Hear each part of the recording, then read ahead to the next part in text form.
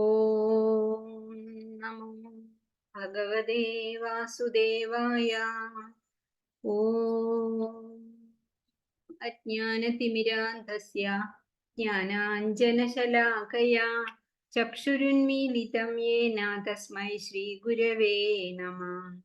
നമ ഓം വിഷ്ണുപാദായ കൃഷ്ണപ്രേഷ്ഠായ ഭൂതലേ ശ്രീമതേ ഭക്തിവേദാന്തസ്വാമിനിധി നാമിനേ. ഹേ കൃഷ്ണ കരുണാ സിന്ധോ ദീനബന്ധോ ജഗൽപദേ ഗോപേശ ഗോപികാ കാന്ത രാധാകാന്ത നമോസ്തുതേ. തപ്തകാഞ്ചന ഗൗരാംഗീ രാധേ വൃന്ദാവനേശ്വരി വൃഷഭാനുസുതേ ദേവി പ്രണമാമി ഹരിപ്രിയേ. മൂകം കരോതി വാചാലം പങ്കും ലംഘയതേ ഗിരിം യത്കൃപാതമഹം വന്ദേ പരമാനന്ദമാധവം. ജയ ശ്രീ കൃഷ്ണ ചൈതന്യ പ്രഭു നിത്യാനന്ദ ശ്രീ അദ്വൈത ഗദാധര ശ്രീവാസാദി ഗൗരഭക്തവൃന്ദ. ഹരേ കൃഷ്ണ കൃഷ്ണ കൃഷ്ണ ഹരേ ഹരേ, ഹരേ രാമ രാമ രാമ ഹരേ ഹരേ. ഹരേ കൃഷ്ണ കൃഷ്ണ കൃഷ്ണ ഹരേ ഹരേ, ഹരേ രാമ രാമ രാമ ഹരേ ഹരേ. ഹരേ കൃഷ്ണ കൃഷ്ണ കൃഷ്ണ ഹരേ ഹരേ, ഹരേ രാമ രാമ രാമ ഹരേ ഹരേ. ഹരേ കൃഷ്ണ. നിങ്ങൾ ഓരോരുത്തർക്കും എൻ്റെ വിനീതമായ പ്രണാമം. നമ്മൾ 50ാമത്തെ ശ്ലോകം വരെയാണ് പറഞ്ഞത്. 18ാമത്തെ അധ്യായം 18 അധ്യായങ്ങളുടെയും രത്ന ചുരുക്കമാണ്. ഭഗവാൻ ഇതുവരെ പറഞ്ഞിട്ടുള്ള കാര്യങ്ങളൊക്കെ വീണ്ടും ഒന്നും കൂടി ചുരുക്കി പറയുകയാണ്. ഏതാണ് സാത്വികമായിട്ടുള്ള സ്വഭാവങ്ങൾ, അത് നിങ്ങൾ എന്നെ ഒന്നും കൂടി വായിച്ച് മനസ്സിരുത്തി അറിഞ്ഞാൽ മതി. സാത്വികമായ കർമ്മങ്ങൾ ഏതൊക്കെയാണ്, യജ്ഞങ്ങൾ എന്തൊക്കെയാണ്, ബുദ്ധി സാത്വികമായത് എങ്ങനെയാണ്, അതിൽ താമസം രാജസം ഒക്കെ പറയുന്നുണ്ട്. അപ്പൊ നമ്മൾ അതിൽ സാത്വികം മാത്രം നമ്മളുടെ സ്വഭാവമാക്കാനായിട്ട് ശ്രമിക്കണം. പിന്നെ പ്രധാനപ്പെട്ട ഒരു ശ്ലോകം പറഞ്ഞത് ബ്രാഹ്മണ ക്ഷത്രിയ വിശ്വാം ശൂദ്രാണാം ച പരന്തപ കർമാണി പ്രവിഭക്താനി സ്വഭാവ പ്രഭവൈർഗുണ. അപ്പം നമ്മളൊക്കെ ബ്രാഹ്മണരാണ്. ബ്രാഹ്മണർക്കുള്ളതായ ആ സ്വഭാവ വിശേഷങ്ങളോട് കൂടിയവരൊക്കെയാണ് ബ്രാഹ്മണര്. അല്ലാതെ ഇല്ലങ്ങളിൽ പറഞ്ഞിട്ടുള്ളവരോ പിന്നെ എന്താണ് പൂണൂലിട്ടവരോ ഒന്നും അല്ല എന്ന് പറഞ്ഞു. പിന്നെ ബ്രാഹ്മണരുടെ സ്വഭാവ വിശേഷങ്ങൾ വിസ്തരിച്ചു പറഞ്ഞു ഭഗവാൻ. എന്തൊക്കെയാ പറഞ്ഞത്? ബുദ്ധി വിശുദ്ധമാകണം, മനസ്സ് നിയന്ത്രണാകണം, പിന്നെ അങ്ങനെയുള്ള കാര്യം കർമ്മമൊക്കെ യോഗമാക്കണം, യുക്ത ആഹാരം ആവണം. അങ്ങനെ ബ്രാഹ്മണർക്ക് പറഞ്ഞിട്ടുള്ള കാര്യങ്ങളൊക്കെ ചെയ്യുന്ന ആളാണ് ബ്രാഹ്മണൻ. അല്ലാതെ താമസ ബുദ്ധിയിൽ കൂടി കാര്യങ്ങൾ ചെയ്യുന്നവര് ബ്രാഹ്മണ കുലത്തിൽ ജനിച്ചാലും ബ്രാഹ്മണനാവില്ല എന്ന് പറഞ്ഞു. ബ്രഹ്മത്തെ അറിയുന്നവൻ എന്നാണ് ബ്രാഹ്മണൻ എന്നർത്ഥം. ബ്രഹ്മത്തെ അറിയണം, എന്നിട്ട് എന്ത് വേണം? ആചരിച്ച് കാണിക്കണം, മറ്റുള്ളവർക്ക് പഠിപ്പിച്ചു കൊടുക്കുകയും വേണം. അങ്ങനെയുള്ളവർക്ക് ഭഗവാൻ അവരെ നിലനിർത്തും എന്നാണ് ഭാഗവതത്തിൽ പറഞ്ഞിട്ടുള്ളത്. അവർക്ക് എന്ത് ദോഷം വന്നാലും ഭഗവാൻ അവരെ സഹായിക്കും. കാരണം എന്താന്ന് വെച്ചാല് ഈ ലോകത്തിന്റെ നേരായ നടത്തിപ്പിന് അവര് അത്യാവശ്യമാണ്. ധർമ്മത്തെ അധർമ്മം കീഴടക്കാതിരിക്കാനാണ് ഈ ബ്രഹ്മവിദ്യ അറിയുന്നവരെ, അല്ലെങ്കിൽ ആധ്യാത്മിക കാര്യങ്ങൾ അറിയുന്ന ആൾക്കാരെ ഭഗവാൻ നിലനിർത്തുക ചെയ്യും. അവരുടെ കാര്യങ്ങളൊക്കെ വേണ്ട വിധം ചെറിയ ചെറിയ അടികളൊക്കെ തന്ന് അവരെ അങ്ങനെ കുറ്റമറ്റവരാക്കിയിട്ട് രക്ഷിക്കും. ഇനി 51ാമത്തെ ശ്ലോകം, 51, 52, 53 ഒരുമിച്ചാണ്. 50ാമത്തെ ശ്ലോകത്തിൽ പറഞ്ഞു,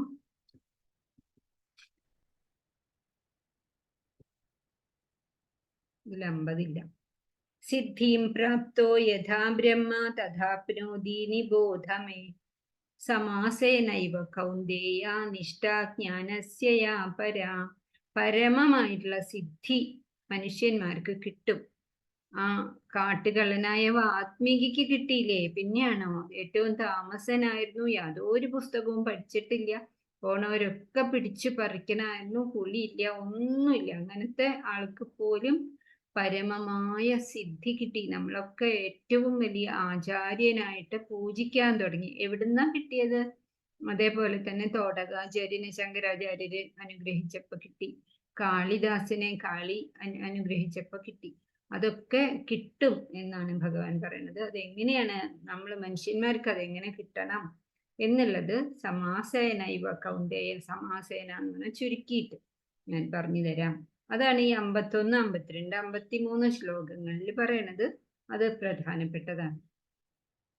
ബുദ്ധ്യാ വിശുദ്ധയാ യുക്തോ ധൃത്യാത്മാനം നിയമ്യ ച ശബ്ദാദീൻ വിഷയാം ത്യക്ത്വാ രാഗദ്വേഷൗ വ്യുദസ്യ ച. നമ്മള് നിത്യജീവിതത്തിൽ അനുഷ്ഠിക്കേണ്ട കാര്യങ്ങളാണ് പറഞ്ഞത്. ബുദ്ധി എങ്ങനെയാവണം? വിശുദ്ധമാവണം. അങ്ങനെയാവുമ്പോ ബുദ്ധിയില് കറ ഇല്ലാതാവുമ്പോ, കലുഷങ്ങളൊന്നും ഇല്ലാതാവുമ്പോ നമുക്ക് മത്സര ബുദ്ധി തോന്നില്ല. കാമം, ക്രോധം തുടങ്ങിയിട്ടുള്ള വികാരങ്ങളൊക്കെ നമ്മളെ വിട്ടുപോകും. അപ്പൊ മനസ്സ് നമുക്ക് നിയന്ത്രിക്കാനായിട്ട് സാധിക്കും. ഏറ്റവും വലിയ കാര്യം അതാണ്. ബുദ്ധിയാ വിശുദ്ധയാ, വിശുദ്ധമായിട്ടുള്ള ബുദ്ധി വേണം. പിന്നെ യുക്തനാവണം, ഭഗവാനോട് ചേരാനുള്ള ആഗ്രഹം ഉണ്ടാവണം. ധൃതി ആത്മാനം നിയമ്യച, മനസ്സുകൊണ്ട് ധൃതിയോടുകൂടി, നിശ്ചയദാർഢ്യത്തോടുകൂടി, ആത്മാനം എന്നിവിടെ പറയുന്നത് മനസ്സിനെയാണ്, മനസ്സിനെ നിയന്ത്രിക്കണം. ശബ്ദാദീൻ വിഷയം ത്യക്ത്വ, ശബ്ദം തുടങ്ങിയിട്ടുള്ള വിഷയങ്ങളൊക്കെ ത്യജിക്കണം. അതായത് ഇനി ഞാനൊന്നും കേൾക്കില്ല, കാണില്ല എന്നുള്ളതല്ല പറയേണ്ടത്. എല്ലാം കേൾക്കാം, കാണാം ഒക്കെ ചെയ്യാം. പക്ഷെ അതിന് അടിമയാവരുത്. ഇത് കേട്ടാലേ എനിക്കിന്ന് ഉറങ്ങാൻ പറ്റുള്ളൂ എന്നുള്ള സീരിയലിന്റെ ഭ്രാന്ത്, അങ്ങനെയുള്ളതൊക്കെ ആ ഈ ഭക്ഷണം തന്നെ വേണം എനിക്ക്, ബാക്കി അതൊന്നും കിട്ടിയില്ല, ഇതേ ഉള്ളൂ എന്ന് പറയുമ്പോ ദേഷ്യം വരെ, അങ്ങനെയൊന്നും ആവരുത്. ശബ്ദാദീൻ വിഷയം ത്യക്ത്വ, നല്ലത് കേട്ട് നല്ലത് പറഞ്ഞ് അങ്ങനെയാവണം. രാഗദ്വേഷൗ വ്യുദസ്യച, ചില കാര്യങ്ങളോട് രാഗം, ചില കാര്യങ്ങളോട്, ചില ആൾക്കാരോട് കൂടുതൽ ഇഷ്ടം, ചില ആൾക്കാരോട് അവർ ചിലപ്പോൾ സുന്ദരന്മാരായിരിക്കാം, അല്ലെങ്കിൽ സമ്പന്നന്മാരായിരിക്കാം, ജനസമ്മതി ധാരാളമുള്ളവരായിരിക്കാം, വലിയ സ്ഥാനം വഹിക്കുന്നവരായിരിക്കാം, അവരോട് കൂടുതൽ ഇഷ്ടം. അതൊന്നുമില്ലാത്ത പാവപ്പെട്ട ആൾക്കാര്, അയാൾ ചിലപ്പോ ഒരു കൈക്കോട്ട് പണിയണ ആളായിരിക്കാം, പക്ഷെ അയാള് എത്ര വൃത്തിയായിട്ട് അയാളുടെ കാര്യങ്ങൾ ചെയ്യും, പക്ഷെ അയാളെ നമ്മൾക്ക് ഇഷ്ടമല്ല. അങ്ങനെ ആവാൻ പാടില്ല എന്നാണ്. രാഗദ്വേഷവും, ആരോടും കൂടുതൽ ഇഷ്ടം, കുറവ് ഇഷ്ടം, ദേഷ്യം, അങ്ങനെയൊന്നും പാടില്ല. അതിനൊക്കെ വ്യുദസ്യ, അതിനൊക്കെ ഉപേക്ഷിക്കണം. അതാണ് 51ാമത്തെ ശ്ലോകത്തിൽ പറഞ്ഞത്. വിശുദ്ധമായ ബുദ്ധിയാവണം, കൽമഷം ഉണ്ടാവാൻ പാടില്ല. പിന്നെ ആത്മാനം നിയമ്യ, മനസ്സിനെ നിയന്ത്രിക്കണം. ശബ്ദം തുടങ്ങിയിട്ടുള്ള ശബ്ദം, സ്വാദിന്റെ ഒന്നും പിന്നാലെ ഓടരുത്. എന്തായാലും കുറെ വർഷമൊക്കെ നമ്മൾ അങ്ങനെയൊക്കെ ജീവിച്ചില്ലേ. ഇനിയിപ്പം ഭഗവത്ഗീതയൊക്കെ അറിഞ്ഞു കഴിയുമ്പോൾ അതിനൊരു മാറ്റം വരണം. അപ്പോഴല്ലേ ഈ പഠിച്ചതിന് ഒരു ഗുണമുണ്ടാവുള്ളൂ.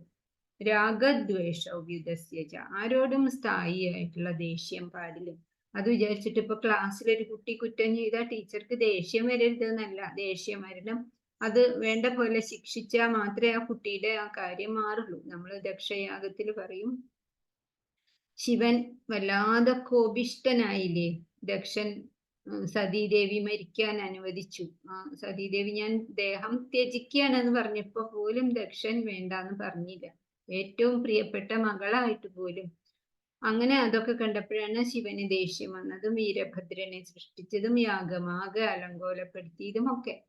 പക്ഷെ പിന്നീട് ഈ ബ്രഹ്മാവും ആൾക്കാരും ഒക്കെ പോയിട്ട്, ഈ ലോകം നേരെ നടക്കട്ടെ, ശിവനോട് പോയിട്ട് പറയും, മാപ്പ് കൊടുക്കണം, അറിവില്ലായ്മ കൊണ്ട് ചെയ്തതാണ്, അജ്ഞാനം കൊണ്ടാണ് ചെയ്തത്, എല്ലാം നേരെയായി വരണ വിധത്തില് ദക്ഷനോട് ക്ഷമിക്കണം എന്ന് പറയുമ്പോ ശിവൻ പറയുന്ന ഒരു വാചകമുണ്ട്, ഈ ലോകം കണ്ടു പഠിക്കണം, കുറ്റം ചെയ്താൽ ശിക്ഷ കിട്ടും എന്നുള്ളത് പഠിക്കണം. അതിനു വേണ്ടിയിട്ടാണ് ഞാൻ ദക്ഷനെ ശിക്ഷിച്ചത്, അല്ലാണ്ട് ഇപ്പൊ എൻ്റെ മനസ്സിൽ ദക്ഷനോടുള്ള ദേഷ്യമോ സങ്കടമോ കോപമോ ഒന്നും ഇല്ല എന്ന് പറയുന്നുണ്ട്. പിന്നെ അതുപോലെ തന്നെ അതനുസരിച്ച് അദ്ദേഹം പരമശിവൻ പ്രവർത്തിക്കുകയും ചെയ്തു. തിരിച്ചു വന്നു, ദക്ഷന്റെ ജീവൻ തിരിച്ചു കൊടുത്തു, യാഗം മുഴുവനാക്കുകയൊക്കെ ചെയ്തു. അതേപോലെയാണ് ഇവിടെ പറയുന്നത്, ആരോടും രാഗദ്വേഷം പാടില്ല, സ്ഥായിയായിട്ടുള്ള രാഗം പാടില്ല, ദ്വേഷം പാടില്ല. നല്ല കാര്യങ്ങൾ ചെയ്യുന്നത് കാണുമ്പോൾ തീർച്ചയായിട്ടും, പ്രത്യേകിച്ച് കുട്ടികളാകുമ്പോൾ അവരെ അഭിനന്ദിക്കണം, അവരെ ആ വഴിക്ക് പൊക്കിക്കൊണ്ടുവരണം. അത് അവർക്ക് സന്തോഷമുള്ള കാര്യം തന്നെയാവും. അതേപോലെ ദേഷ്യപ്പെടേണ്ട കാര്യങ്ങൾ പറയുമ്പോൾ അതും ചെയ്യണം. പക്ഷെ അത് നമ്മുടെ മനസ്സിലൊരിക്കലും വെച്ചുകൊണ്ടിരിക്കരുത്. അത് ഭഗവാനിലേക്ക് എത്തുന്നതിന് അത് തടസ്സാവും. പിന്നെ പറഞ്ഞു 52ാമത്തെ ശ്ലോകത്തില് വിവിക്ത സേവി ആവണം. വിവിക്തം എന്ന് പറഞ്ഞാൽ എന്താ? ഏകാന്തത. ഏകാന്തത കൂടുതൽ ഇഷ്ടപ്പെടണം. എപ്പോഴും ആരോടും മിണ്ടില്ല, ഞാൻ ഏകാഗിയാണ് എന്ന് പറയല്ല. അധികം ബഹളവും ഒന്നും ഇഷ്ടപ്പെടാതിരിക്കാൻ നമ്മൾ ശ്രമിക്കണം. അങ്ങനെ കുറെ കാലം അങ്ങനെ ആവുമ്പോ പിന്നെ നമ്മുടെ ഒരു സ്വഭാവമാവും അത്. ഒറ്റയ്ക്കിരുന്ന് ഭഗവാനോട് സംസാരിക്കുക എന്നുള്ള ഒരു അവസ്ഥയിലേക്ക് നമുക്ക് എത്താൻ പറ്റും. അത് അതിമനോഹരമായിട്ടുള്ള ആനന്ദകരമായിട്ടുള്ള ഒരു അവസ്ഥയാണ്. ധ്യാനത്തിൽ അതാണ് സംഭവിക്കുന്നത്. ഒരു പറച്ചിലുണ്ട്, പ്രാർത്ഥിക്കുമ്പോൾ നമ്മൾ പറയുന്നത് ഈശ്വരൻ കേൾക്കും. ധ്യാനിക്കുമ്പോഴാണ് ആ ഏകാന്തമായിട്ടുള്ള ഏകാഗ്രതയോട് കൂടിയിട്ടുള്ള ധ്യാനത്തിലാണ് ഈശ്വരൻ പറയുന്നത് നമ്മൾ കേൾക്കാം എന്ന് പറഞ്ഞു. അങ്ങനെ വിവിക്ത സേവി, ഏകാന്തതയെ ഇഷ്ടപ്പെടുന്ന ആളാകണം. ലഘു ആശി, ഭക്ഷണം ലഘുവായിരിക്കണം. ഭക്ഷണം എങ്ങനെയായിരിക്കണം എന്ന് വിശദമായിട്ട് മുമ്പ് പറഞ്ഞിട്ടുണ്ടല്ലേ.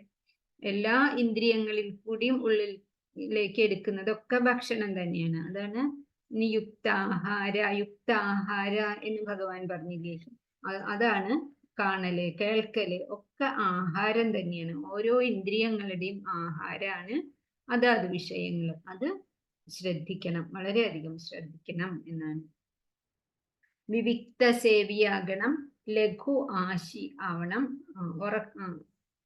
എന്താണ്, ഭക്ഷണം അല്പമാകണം. അശനം എന്ന് പറഞ്ഞ ഭക്ഷണമാണ്.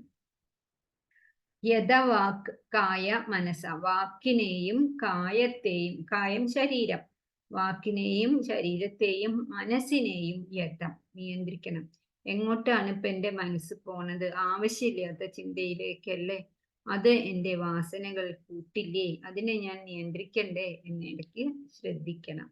അങ്ങനെ യഥം, നിയന്ത്രിതമായിട്ടുള്ള വാക്ക്, അങ്ങനെ തന്നെയായിരിക്കും മനസ്സിനനുസരിച്ചായിരിക്കും പ്രവൃത്തി വരിക. അപ്പോൾ എപ്പോഴും ശ്രദ്ധിച്ചു കൊണ്ടിരിക്കണം. ഓരോ ദിവസവും രാത്രി കിടക്കാൻ പോകുമ്പോൾ ഭഗവാനോട് നമ്മൾ പ്രാർത്ഥിക്കില്ലേ? കായേന, വാക്കാലും മനസ്സാലും കർമ്മങ്ങൾ കൊണ്ടും ഒക്കെ ചെയ്യുന്ന സർവവും ഭഗവാനെ നിനക്കായിട്ട് ഞാൻ സമർപ്പിക്കുന്നു. അതുപോലെ കായേന വാച മനസ്സൈവ, അങ്ങനെ ഇന്ദ്രിയങ്ങൾ കൊണ്ടും ഒക്കെ ഉള്ളത് ഭഗവാനായിട്ട് സമർപ്പിക്കുന്നു എന്ന് പറയുന്നത് പോലെ ഭഗവാന് സമർപ്പിക്കാൻ പറ്റിയത് മാത്രമേ നമ്മൾ ചെയ്യാൻ പാടുള്ളൂ. യഥ വാക്ക് കായ മനസ്സ്.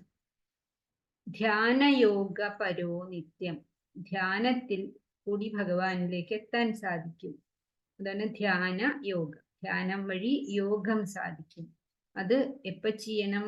നിത്യവും ചെയ്യണം. അത് കൂടുതൽ ഫലിക്കണമെങ്കിൽ ഏകാന്തമായ സ്ഥലത്ത്, ഒന്നുകിൽ ബ്രാഹ്മ മുഹൂർത്തത്തിൽ, അല്ലെങ്കിൽ ഏകാന്തമായിട്ടുള്ള സമയത്ത്, ശബ്ദവും വിഷമവും ബഹളവും മൊബൈലിന്റെ വാട്സപ്പിന്റെ മെസ്സേജും ഒന്നും വരാത്ത സമയം, രാത്രി വൈകിട്ടോ, അതിനേക്കാളൊക്കെ നല്ലത് രാവിലെയാണ്. ബുദ്ധി തെളിഞ്ഞു നിൽക്കുന്ന ആ സമയത്ത് ധ്യാനിക്കാനായിട്ട് നമ്മൾ ശ്രമിക്കുക തന്നെ വേണം. ധ്യാനയോഗത്തിൽ ഭഗവാൻ അത് വിസ്തരിച്ച് പറഞ്ഞു തന്നിട്ടുണ്ട്. നല്ല ഇരിപ്പിടം വേണം, ശിരസും കഴുത്തും നട്ടെല്ലും ഒരേ രേഖയിൽ വരുന്നത് പോലെ ഇരിക്കണം. ദീർഘശ്വാസം ചെയ്യണം. പുറത്തുള്ള അശുദ്ധവായുവിനെയൊക്കെ പ്രാണായാമത്തിൽ കൂടെ കളഞ്ഞ് ദീർഘമായിട്ടുള്ള ശ്വാസം വഴി മനസ്സ് നിയന്ത്രിതമാകും. എന്നിട്ട് ഭഗവാന്റെ രൂപം ഭ്രൂമധ്യത്തിൽ ധ്യാനിക്കണം. അങ്ങനെ കുറച്ചു നേരം ഏകാന്തമായിട്ട് ഇരിക്കണം. അങ്ങനെ തന്നെയാണ്. അതാണ് ഈ ധ്യാനാവസ്ഥയിലേക്ക് അത് മെല്ലെ മെല്ലെ നമ്മളെ എത്തിക്കും. ആദ്യമൊക്കെ മനസ്സിൽ ഓരോ ചിന്തകളൊക്കെ വരും, ഉറക്കം വരും. എന്നാലും നിർത്തരുത്. നിർത്താതെ തുടർന്നാൽ നമ്മൾ എന്തായാലും ജയിക്കും. അതാണ് ധ്യാനയോഗ പരോ നിത്യം എന്ന് വേണം. വൈരാഗ്യം സമുപാശ്രിത. വൈരാഗ്യം എന്ന് പറഞ്ഞാല് രാഗം ഇല്ലാത്ത അവസ്ഥ, ഒന്നിനോടും പോയി ഒട്ടാത്ത അവസ്ഥ. അങ്ങനെ വേണം. അതാണ് വൈരാഗ്യം. എഴുത്തച്ഛൻ പറഞ്ഞു, കോപം കൊണ്ടു ശപിക്കരുതാരും ഭഗവന്മയമെന്നോർക്ക സമസ്തം സുഖവും ദുഃഖവും അനുഭവകാലം പോയാൽ സമമിഹ നാരായണ നമ എന്ന് പറഞ്ഞു. അപ്പം ആരോടും കോപം വരരുത്. ശപിച്ചാൽ അത് നമുക്ക് തന്നെയാണ് ദോഷം. ഒരു വിരല് മറ്റുള്ളവരുടെ നേരെ ചൂണ്ടുമ്പോ 3 വിരല് നമ്മുടെ നേരെ എന്ന് പറയില്ലേ. അപ്പൊ എല്ലാം ഭഗവന്മയമാണ് എന്ന് ഓർക്കണം. ഇതെനിക്ക് സുഖം, ഇതെനിക്ക് ദുഃഖം എന്ന് വിചാരിക്കണ്ട. അത് ആ അനുഭവ കാലത്ത് മാത്രമേ ഉള്ളൂ. അത് കഴിഞ്ഞാൽ കഴിഞ്ഞു. അപ്പം ഇന്ന ഭക്ഷണം തന്നെ കഴിക്കണം എന്ന് വാശി പിടിച്ചിട്ട് എന്തിനാ? കുറച്ച് സമയം കഴിയുമ്പോൾ അതും ദഹിക്കും, വീണ്ടും വിശക്കും. അതുകൊണ്ട് അതിലൊന്നും വലിയ രാഗം പാടില്ല. അതിനെയാണ് വൈരാഗ്യം എന്ന് പറയുന്നത്. ഒരു വിഷയത്തിലോടും വല്ലാത്ത രാഗം പാടില്ല, പോയി ഒട്ടാൻ പാടില്ല. അങ്ങനെ അഹങ്കാരം, ബലം, ദർപ്പം, കാമം, ക്രോധം, പരിഗ്രഹം അതൊക്കെ ഉപേക്ഷിക്കേണ്ട കാര്യമാണ്. മറ്റൊരാളുടെ ഒന്നും വേണ്ട എന്നുള്ള അവസ്ഥയാണ് പരിഗ്രഹം. മറ്റൊരാളുടെ സാധനങ്ങൾ വേണം എന്നുള്ള അവസ്ഥയാണ് പരിഗ്രഹം.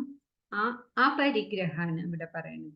കാമത്തെ ഉപേക്ഷിക്കണം, ക്രോധത്തെ ഉപേക്ഷിക്കണം, അഹങ്കാരത്തെ ഉപേക്ഷിക്കണം, ദർപ്പത്തിനെ ഉപേക്ഷിക്കണം, ബലം എന്ന് പറഞ്ഞാല് നമ്മൾ വലിയ ആളാണ് എന്നുള്ള ആ ഒരു വിചാരം, അതിനെ ഉപേക്ഷിക്കണം, വിമുച്യ അതിനെയൊക്കെ മോചിപ്പിക്കണം, ഇല്ലാതാക്കണം. എന്നിട്ട് നിർമ്മമ ശാന്ത ബ്രഹ്മഭൂയായ കൽപ്പതേ.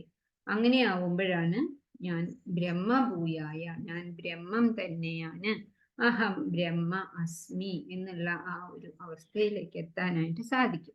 അപ്പം കഴിഞ്ഞ 17ാമത്തെ അധ്യായത്തിലും ഒക്കെ വിസ്തരിച്ച് പറഞ്ഞ ഭാഗങ്ങൾ ഈ 3 ശ്ലോകത്തിലാക്കി ഭഗവാൻ ചുരുക്കി പറഞ്ഞിട്ടുണ്ട്. അത് ശ്രദ്ധിക്കണം. ഇനി 54ാമത്തെ ശ്ലോകം.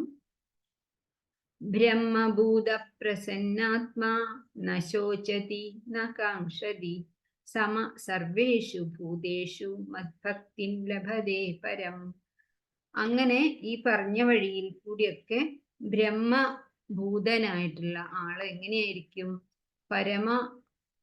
പരമാനന്ദം അനുഭവിക്കുന്നു എന്നാണ്. അയാൾക്ക് ദുഃഖവുമില്ല, ആഗ്രഹങ്ങളും ഇല്ല. സർവഭൂതങ്ങളിലും സമഭാവനയാണ്. സർവഭൂതങ്ങളിലും സമഭാവന എന്ന് പറഞ്ഞിട്ട് ശ്രീരാമകൃഷ്ണ പരമഹംസര് പറഞ്ഞ പോലെ ആനയുടെ മുന്നിൽ പോയി നിന്നിട്ട് ഇതും ഞാനും ഒന്ന് തന്നെയാണെന്ന് വിചാരിക്കാൻ പാടില്ല. അതിനാണ് നമുക്ക് വിവേകബുദ്ധി ഭഗവാൻ തന്നിട്ടുണ്ട്. പക്ഷെ ഒന്നിനെയും വേദനിപ്പിക്കാതിരിക്കാൻ ശ്രമിക്കണം. അതിനാണ് സർവത്തിലും ഉള്ളത് ഭഗവാൻ തന്നെയാണ്. എന്നിലുള്ള ഈ ആത്മാവ് തന്നെയാണ് ഒരു ഉറുമ്പിലായാലും ആനയിലായാലും എല്ലാത്തിലും ഉള്ളത് എന്നുള്ള ആ ഒരു അവസ്ഥ ഉണ്ടാകും. അതാണ് സമഭാവന എന്ന് പറയുന്നത്.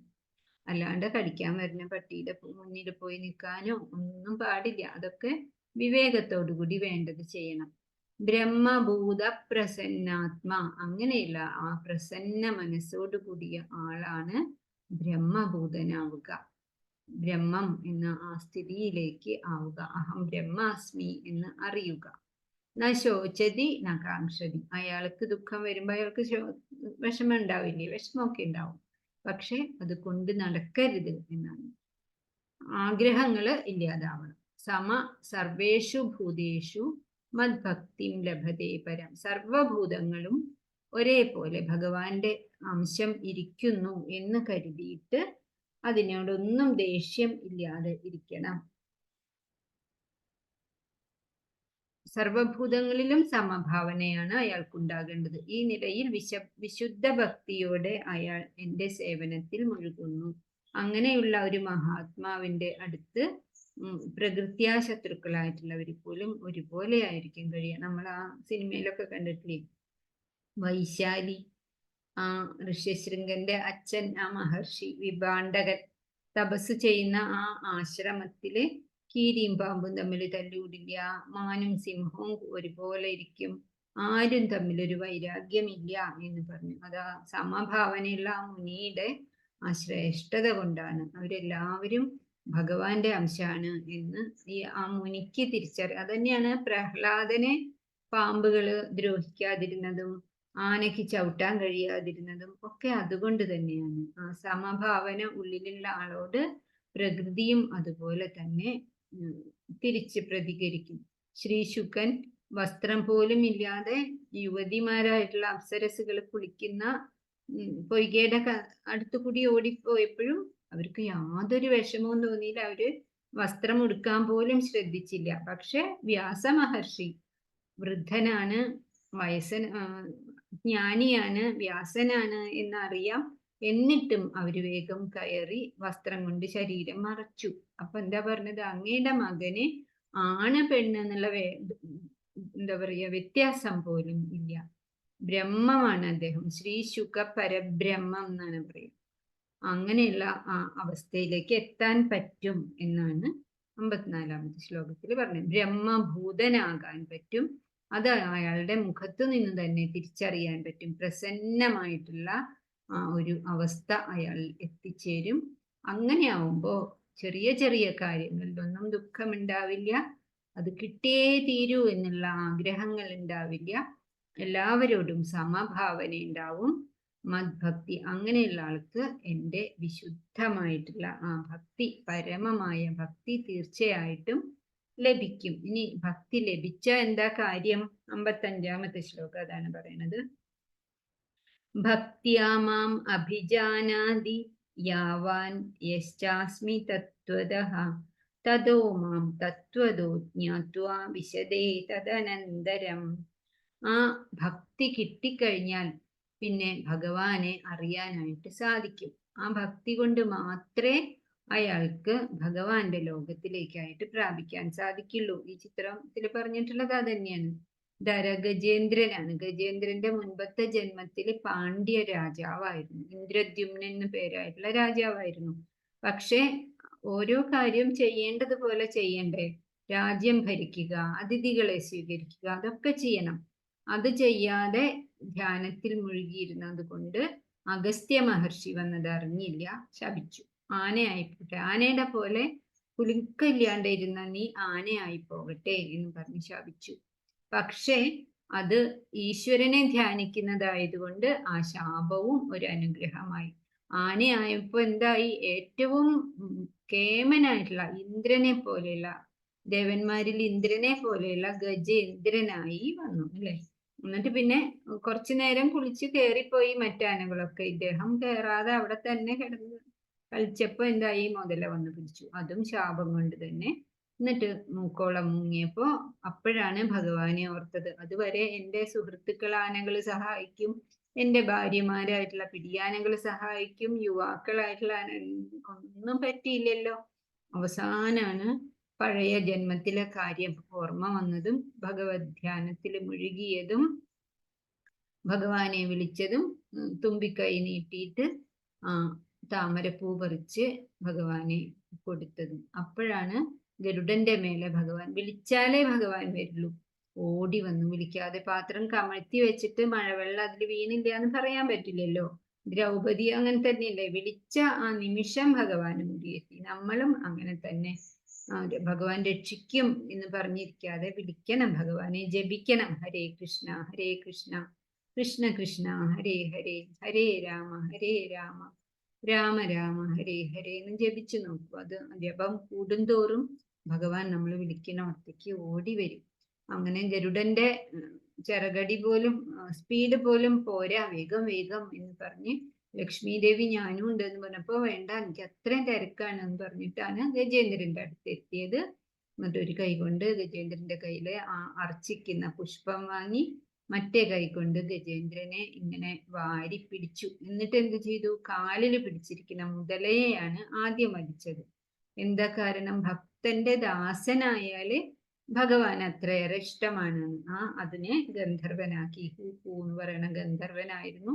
ആ ഗന്ധർവനാക്കിയിട്ട് മാറ്റി. മോക്ഷം കൊടുത്തില്ല. കാരണം എന്താ? ആ മുതല ഭഗവാനെ വിളിച്ചില്ല. ഗജേന്ദ്രന് നേരിട്ട് സാരൂപ്യം കൊടുത്തു, ഭഗവാനോട് ചേർത്തു. കാരണം ഗജേന്ദ്രൻ ഭഗവാനെ ഭക്തിയോടുകൂടി വിളിച്ചതുകൊണ്ട്. അങ്ങനെ ആപത്ത് വരുമ്പോഴെങ്കിലും ഭഗവാനെ, ഇപ്പൊ നമ്മൾ വീഴാൻ പോകുമ്പോ അയ്യോ അമ്മ എന്ന് പറയണതിന് പകരം കൃഷ്ണ എന്ന് നമ്മുടെ നാവുമേ വരും. അത്രത്തോളം ഭക്തി എത്തണം. അപ്പോഴാണ് നമുക്ക് ഭഗവാൻ ആരാണ്, നമ്മുടെ എല്ലാവരുടെയും ഹൃദയത്തിലിരുന്ന് നമ്മളെ വേണ്ട വഴിക്ക് നയിക്കുന്ന ആ ദിവ്യമായ ചൈതന്യാണ് എന്ന് തിരിച്ചറിയാൻ പറ്റുള്ളൂ. അതാണ് പറഞ്ഞത്, ഭക്തിയാമാം അഭിജാനാതി. ശുദ്ധമായ ഭക്തി കൊണ്ട് ഞാൻ ആരാണ് എന്നുള്ളത് തിരിച്ചറിയാൻ പറ്റും. യാവാന്യശ്ചാസ്മി തത്വതഃ, എൻ്റെ തത്വവും അങ്ങനെ തന്നെയാണ് അറിയാൻ പറ്റുക. തതോ മാം തത്വതോ ജ്ഞാത്വ, അങ്ങനെ എൻ്റെ തത്വം അറിഞ്ഞു കഴിഞ്ഞാൽ വിശദേ തദനന്തരം എൻ്റെ വൈകുണ്ഠത്തിലേക്ക് മോക്ഷം എന്ന അവസ്ഥയിലേക്ക് വേഗം തന്നെ എത്താനായിട്ട് സാധിക്കും. 56-ാമത്തെ ശ്ലോകം. സർവകർമാണി അഭിസദാ കുർവാണോ മദ്വ്യപാശ്രയ മത്പ്രസാദാത് അവാപ്നോതി ശാശ്വതം പദം അവ്യയം. ഇതന്നെ പറഞ്ഞിട്ട് തന്നെയാണ് അങ്ങനെയുള്ള ഭക്തൻ ഭഗവാന്റെ കാരുണ്യത്തിലായിരിക്കും.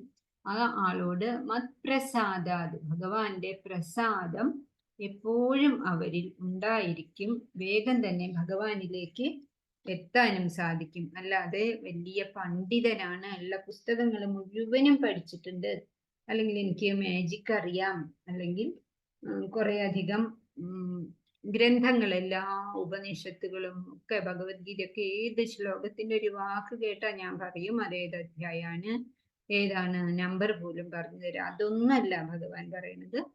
ഭക്തി കൊണ്ട് മാത്രം ഭഗവാന്റെ പ്രസാദം കിട്ടും എന്നാണ്.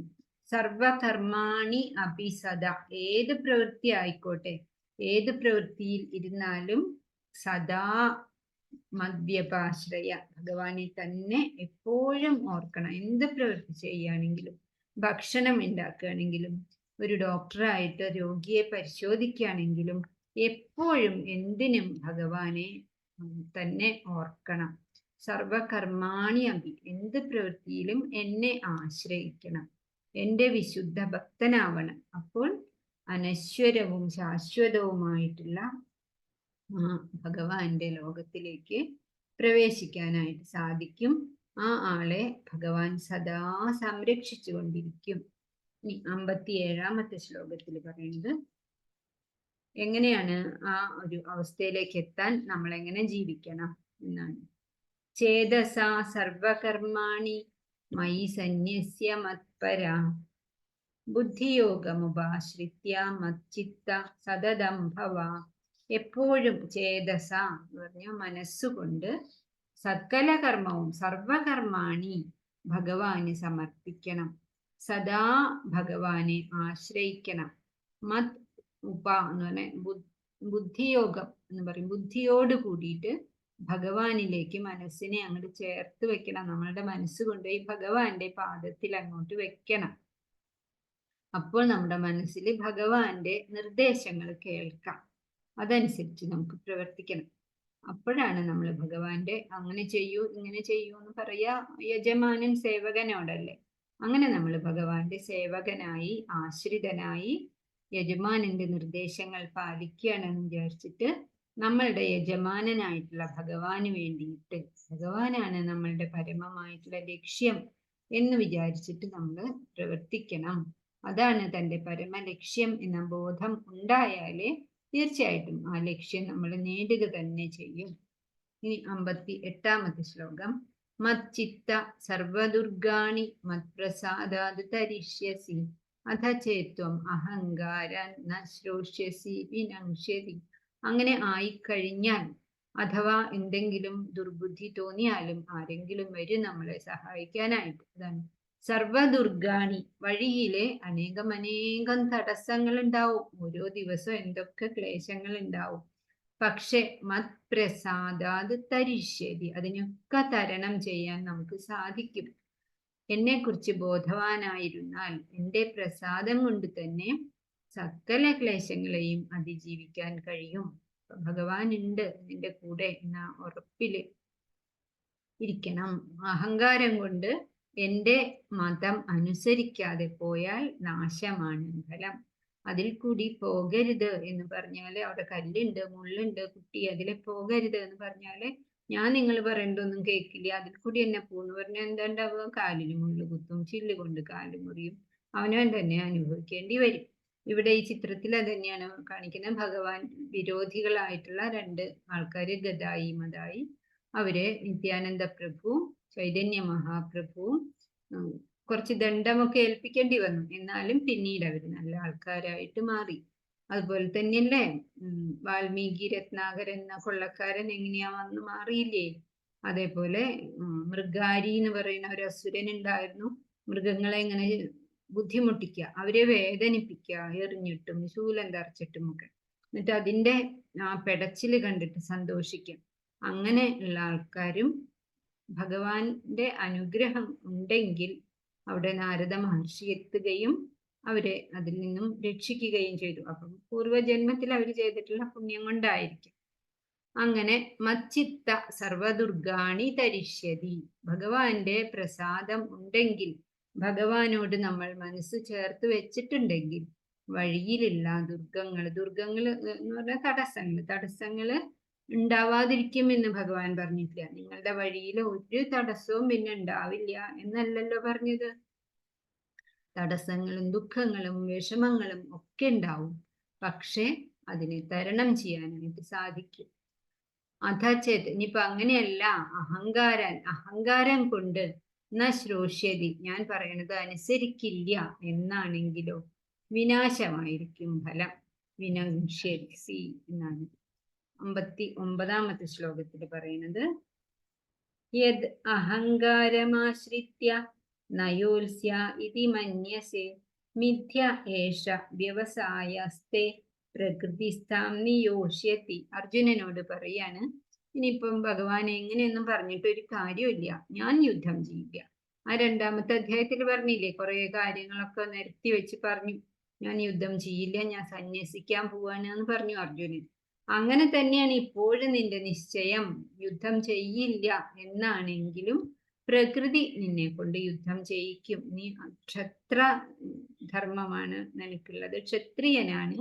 അതുകൊണ്ട് കാട്ടിൽ പോയാൽ ഒന്നുമില്ലെങ്കിൽ അവിടുത്തെ മരങ്ങളുടെ മേലെങ്കിലും അമ്പെയ്തുകൊണ്ടിരിക്കും.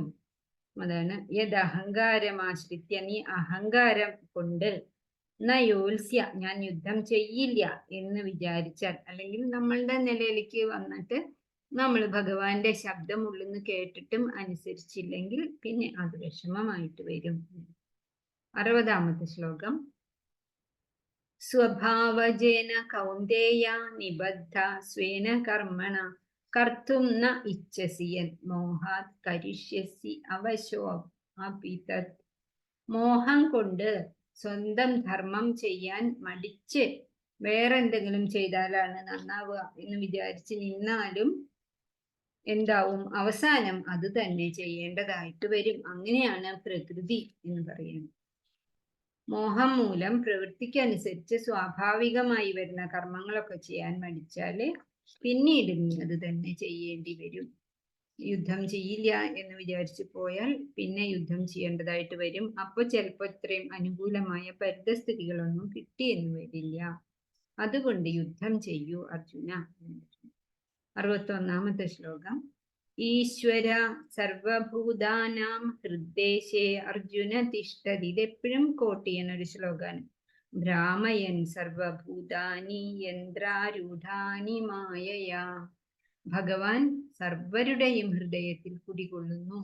യന്ത്രത്തിൽ പ്രവർത്തിക്കുന്ന ഭ്രമണത്തെ, ഒരു യന്ത്രത്തിൽ ഇങ്ങനെ പാവകളിക്കാരന്റെ കയ്യിലെ പാവ പോലെ അങ്ങനെ തിരിഞ്ഞുകൊണ്ടിരിക്കുകയാണെങ്കിലും ഭഗവാന്റെ ശക്തിയാണ് അതിനെ നിയന്ത്രിക്കുന്നത് എന്ന് മനസ്സിലാക്കണം. ശരീരം മറഞ്ഞു പോയാല് ഉടനെ എന്തുണ്ടാവും, നമ്മൾ ആരായിരുന്നു എന്നുള്ള കാര്യങ്ങൾ മറക്കും. ജീവൻ ശരീരത്തിൽ നിന്ന് വേർപെട്ട ആ നിമിഷം നമ്മൾ മറന്നു പോകും. അതുവരെ, മരിക്കണ നിമിഷം വരെ ഓർമ്മയുള്ള സകലതും ആ നിമിഷം മറന്നു പോകും.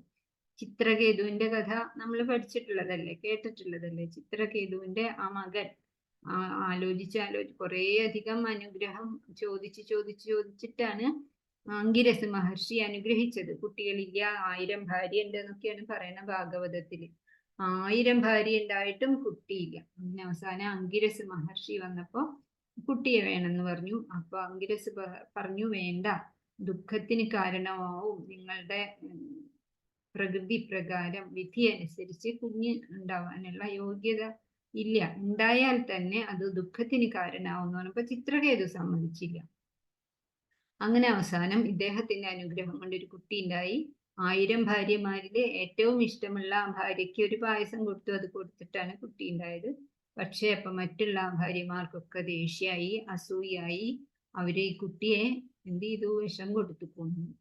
അങ്ങനെ ചിത്രകേതു അലമുറയിട്ട് കരയണ സമയത്ത് അങ്കിരസ് അവിടെ വീണ്ടും വന്നു. അപ്പൊ പറഞ്ഞു, ഞാൻ പറഞ്ഞതല്ലേ, എന്നിട്ട് എന്തിനാണ് ഇപ്പൊ ദുഃഖം? എന്ത് പറഞ്ഞാലും കേൾക്കില്ല.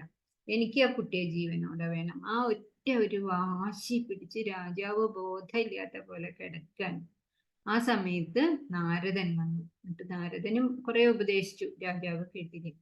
അവസാനം നാരദൻ പറഞ്ഞു, ശരി, ഇപ്പൊ രാജാവിന് എന്താ വേണ്ടത് എന്ന് ചോദിച്ചു. അപ്പൊ ഈ കുട്ടി ജീവിക്കണം എന്ന് പറഞ്ഞു. ഇപ്പൊ നാരദ മഹർഷി ചോദിച്ചു, ജീവിച്ചു എന്ന് വയ്ക്കാം, എന്നിട്ട് അങ്ങയെ വേണ്ടാന്ന് പറഞ്ഞാലോ ചോദിച്ചു. അങ്ങനെയാണെങ്കിൽ പൊക്കോട്ടെ, എനിക്ക് പിന്നെ വിരോധമില്ല. ആ കുട്ടിക്ക് പക്ഷെ എന്നെ കാണാതെ ഒരു നിമിഷം നിൽക്കാൻ പറ്റില്ല എന്നാണ് ചിത്രകേതു പറയുന്നത്. നോക്കാം എന്ന് പറഞ്ഞ് നാരദന്റെ ആ ദിവ്യശക്തി കൊണ്ട് നാരദൻ ആ കുട്ടിയെ ജീവിപ്പിക്കും. ആ ജീവൻ വന്ന ഉടനെ ആ ശരീരം എണീറ്റ് നിൽക്കും. അപ്പൊ നാരദൻ ചോദിക്കും, കുഞ്ഞെ, നിനക്ക് ഈ അച്ഛനെയും അമ്മയും വിട്ടു പോവാൻ വിഷമമുണ്ടോ എന്ന് ചോദിച്ചപ്പോ കുട്ടി എന്താ പറഞ്ഞത്? ഏത് അച്ഛനും അമ്മയും? ആ ഒരു നിമിഷം മുമ്പ് വരെ അച്ഛനെയും അമ്മയും വിട്ടു പിരിയാത്ത കുട്ടിയായിരുന്നു. എനിക്ക് എത്രയോ ജന്മങ്ങൾ കഴിഞ്ഞു പോയിട്ടുള്ളതാണ് ജീവാത്മാവ്. അത് ഞാൻ ഓർക്കുന്നുണ്ട്. ഓരോ ജന്മത്തിലും ചില അച്ഛന്റെ അമ്മയുടെയും കൂടെ ഞാൻ കുറേ കാലം ജീവിച്ചു, ചിലരുടെ കൂടെ കുറച്ചു കാലം ജീവിച്ചു. അതിലേത് അച്ഛനെയും അമ്മയാണ് പറയണത്? ഈ രാജാവിനെയും എനിക്ക് അറിയില്ല, ഈ അമ്മയും അറിയില്ല എന്ന പോലെ ആ കുട്ടി പറഞ്ഞപ്പോഴാണ് ആ രാജാവിന് അതിന്റെ വിഷമം ഒക്കെ മാറിയത്. അങ്ങനെ ഉള്ളതാണ് ഈ ശരീരം. ഇതിന്റെ ഈ ഭ്രമണത്തിനെ നിയന്ത്രിക്കുന്നത് ഭഗവാനാണ്. ഓരോന്നിനും ഓരോ പ്രകൃതിയുണ്ട്, അതനുസരിച്ചാണ് അത് നീങ്ങുക. ഈ ചിത്രത്തിൽ പറഞ്ഞത് മുമ്പ് നമ്മൾ കേട്ടിട്ടുള്ള ശ്ലോകം തന്നെയാണ്. വിദ്യാവിനയ സമ്പന്നേ ബ്രാഹ്മണേ ഗവിഹസ്തിനി ശുനികൈവ ശോഭാഗേച പണ്ഡിത സമദർശനം. സമദർശനം ഉള്ള ആളെ ആണ് ഭഗവാൻ എന്ത് പറയണത്? പണ്ഡിതൻ എന്ന് പറയുന്നത്. സമദർശനം എന്ന് പറഞ്ഞാൽ ആടിനെ കാണണ പോലെ പട്ടിയെ കാണണം, പശുവിനെ കാണണം, ആനയെ കാണണം എന്നുള്ളതല്ല. എല്ലാ ജീവികളിലും ഒരേ ആത്മാവാണ്. ആ ഭഗവത് ചൈതന്യം ഉള്ളത് കൊണ്ടാണ് അത് എണീറ്റ് നടക്കുന്നതും അതിന്റെ ഇന്ദ്രിയങ്ങൾ പ്രവർത്തിക്കുന്നതും എല്ലാതും. അതുകൊണ്ട് ഒന്നിനെയും കുറച്ച് കാണാൻ പാടില്ല. ഒരു ജീവിയെയും വേദനിപ്പിക്കരുത്. അതാണ് അതിന്റെ പ്രധാനമായിട്ടുള്ള കാര്യം. അപ്പൊ ഈ ശ്ലോകം ശ്രദ്ധിക്കണം. ഇടയ്ക്കിടയ്ക്ക് ഓരോ പ്രഭാഷണത്തിലും ഒക്കെ അതിങ്ങനെ കോട്ട് ചെയ്യാറുള്ളതാണ്. ഈശ്വര സർവഭൂതാനാം, സകല ജനിച്ചിട്ടുള്ള എല്ലാത്തിൻ്റെയും ഹൃദ്ദേശേ അർജുന തിഷ്ഠതി.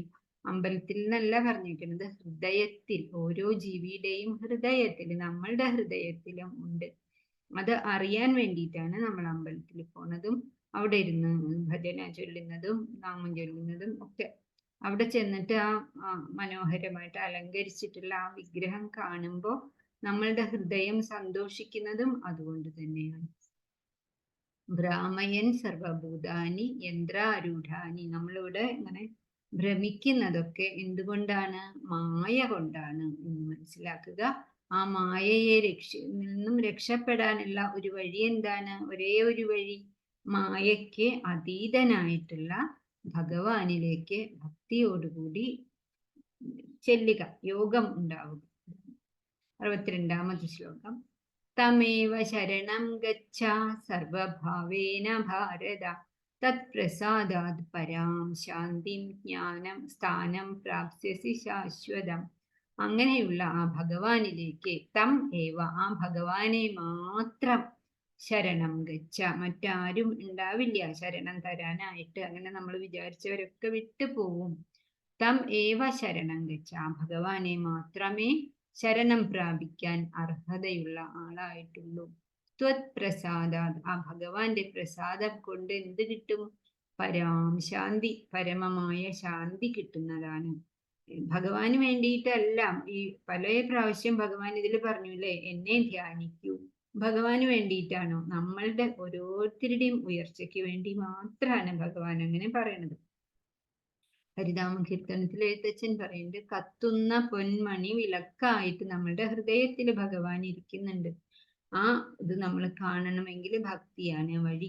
ചിത്രത്തിൽ കാണുന്നത് അന്നത്തെ ഒരു മഹാരാജാവ് രഥം എഴുന്നള്ളുന്ന സമയത്ത് ഞാൻ രാജാവാണ് എന്നൊന്നും വിചാരിക്കാതെ തൂപ്പുകാരുടെ പണി മോശമൊന്നുമല്ല എന്ന് കാണിക്കാൻ അവിടെയൊക്കെ വൃത്തിയാക്കുകയൊക്കെ ചെയ്യാണ്. ഭഗവാൻ കൃഷ്ണൻ പോലും അങ്ങനെയൊക്കെ ചെയ്യാറുണ്ട്.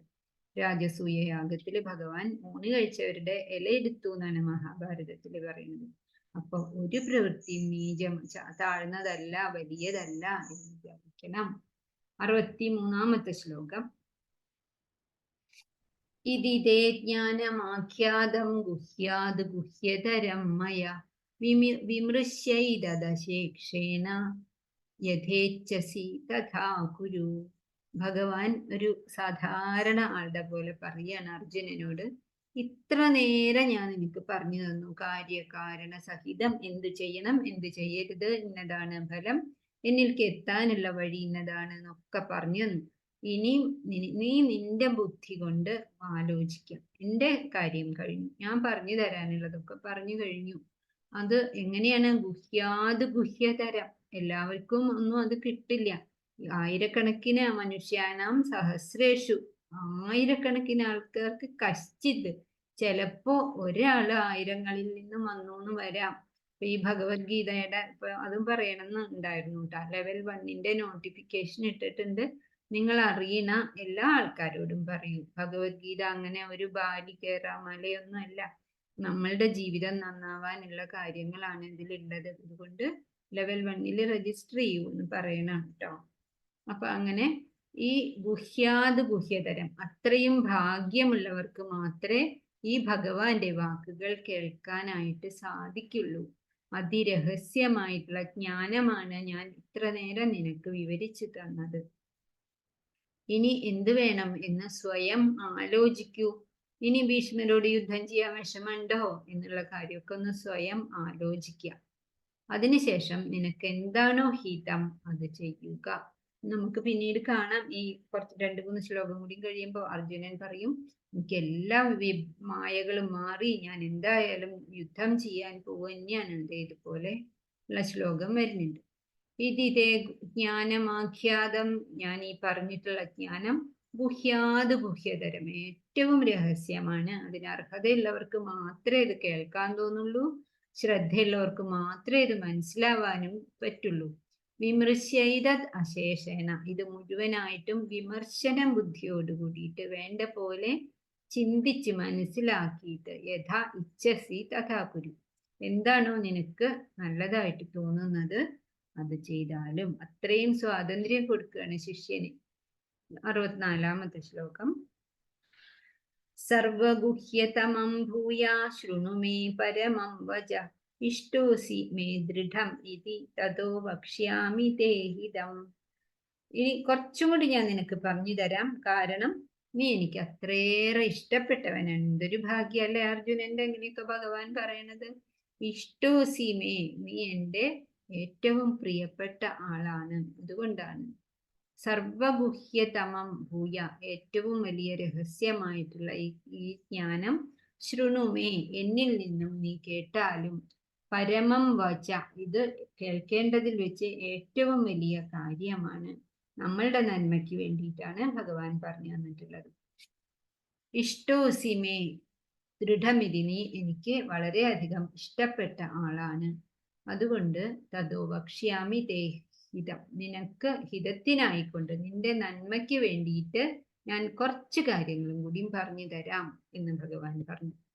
65-ാമത്തെ ശ്ലോകം.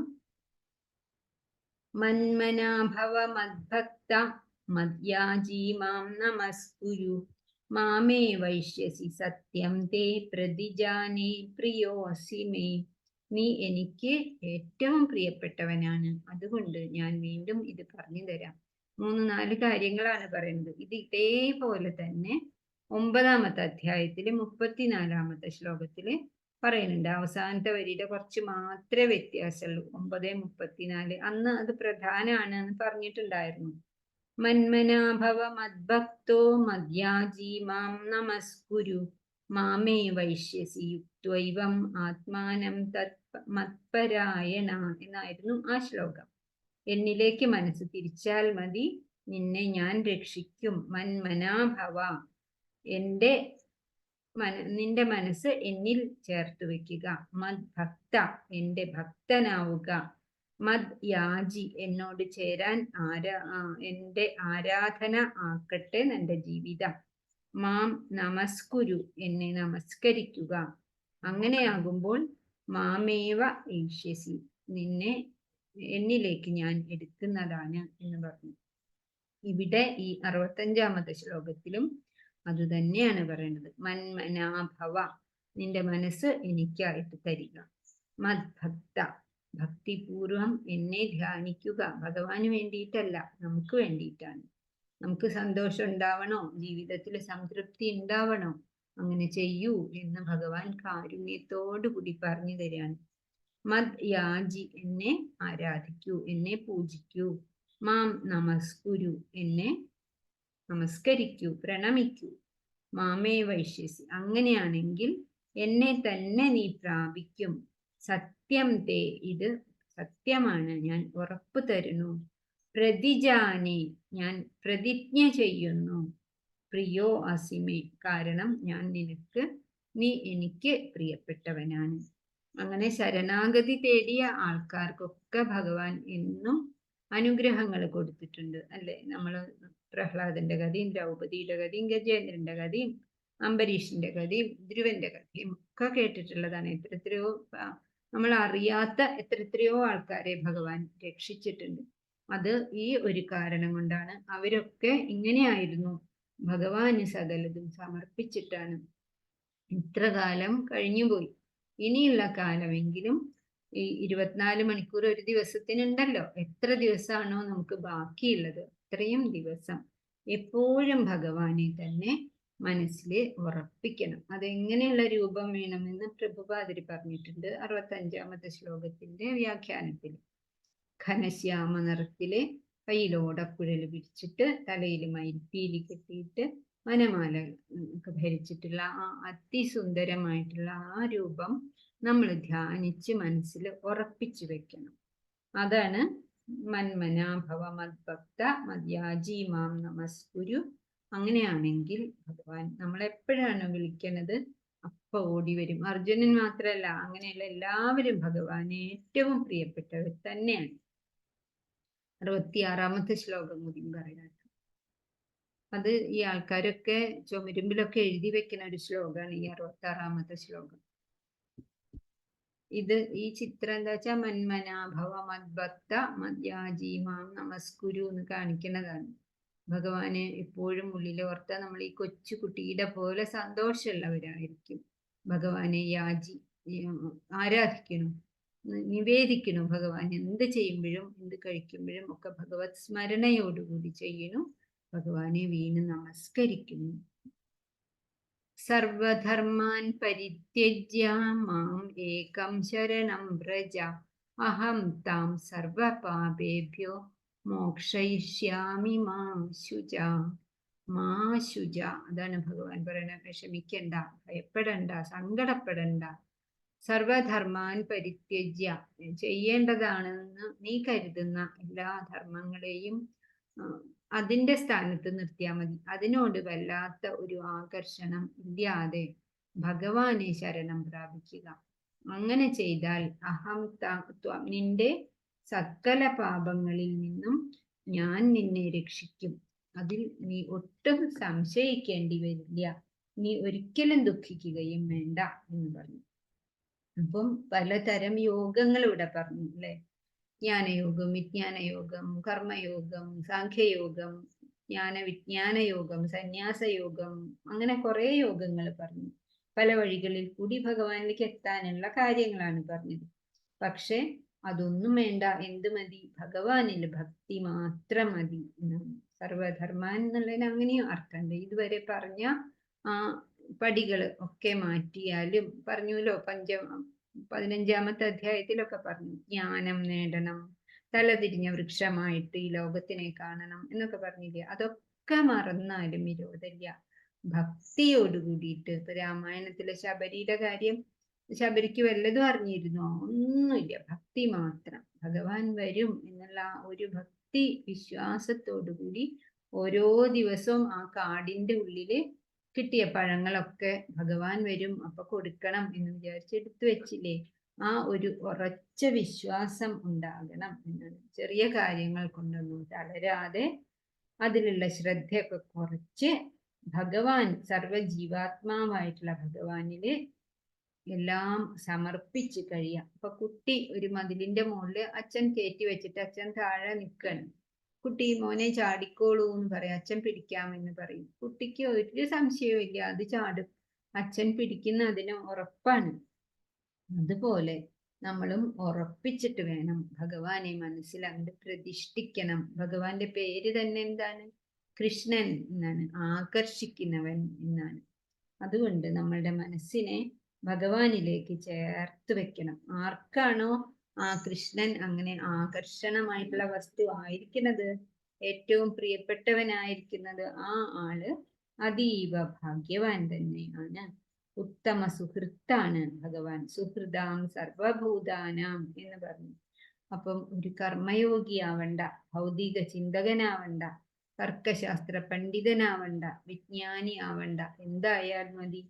അതൊക്കെ ആവാം, അതിലേക്കൂടിയൊക്കെയും ഭഗവാനിലെത്താൻ പറ്റും. പക്ഷെ ഭഗവാൻ ഇവിടെ പറയുന്നത് ഭയം, ശങ്ക, വിഷാദം, ദുഃഖം, ആശങ്കകൾ അതൊക്കെ മാറാൻ എന്ത് മതി? ഭഗവാന്റെ ഭക്തനായാൽ മാത്രം മതി. ഇതിലൊക്കെ വലുതാണ് ഭഗവാന്റെ ഭക്തൻ എന്ന് പറഞ്ഞു. അത് ഇടയ്ക്കിടയ്ക്ക് ഇങ്ങനെ ഓർക്കണം ഈ ശ്ലോകം. സർവധർമാൻ പരിത്യജ്യ മാമേകം ശരണം വ്രജ. അപ്പൊ സന്ധ്യക്ക് നമ്മൾ 1 മണിക്കൂർ നാമം ചൊല്ലുന്നുണ്ട്. അപ്പൊ നമ്മളെ പല ധർമ്മങ്ങളും പിടിച്ചു വലിക്കും. പക്ഷെ എന്ത് വന്നാലും ഇത്രയും സമയം ഭഗവാനെ തന്നെ ഞാൻ എപ്പോഴും വേണം. 24 മണിക്കൂറും ഭജിക്കുന്ന ആൾക്ക് സന്ധ്യയ്ക്ക് 1 മണിക്കൂർ പ്രത്യേകിച്ചിരിക്കേണ്ട യാതൊരു ആവശ്യമില്ല. അങ്ങനെ അല്ലാത്തവർക്ക് എപ്പോഴും ഭഗവാനെ തന്നെ സ്മരിക്കണം. ഭഗവാൻ രക്ഷിക്കും എന്നുള്ള ഗ്യാരണ്ടിയാണ് ഇവിടെ. അഹം ത്വാം സർവപാപേഭ്യോ മോക്ഷയിഷ്യാമി. ഉറപ്പിച്ചു പറയാണ്, ഞാൻ രക്ഷിക്കും. മാ ശുച, ഒരു വിഷമവും നിനക്ക് വേണ്ട എന്നുള്ള ആ ഉറപ്പോടുകൂടി നമുക്ക് ഇന്നത്തെ അധ്യായം ഇവിടെ തീർക്കാം. ഇനി കുറച്ച് ശ്ലോകമേ ഉള്ളൂ, നാളെ പറയാം കേട്ടോ. ഹരേ കൃഷ്ണ.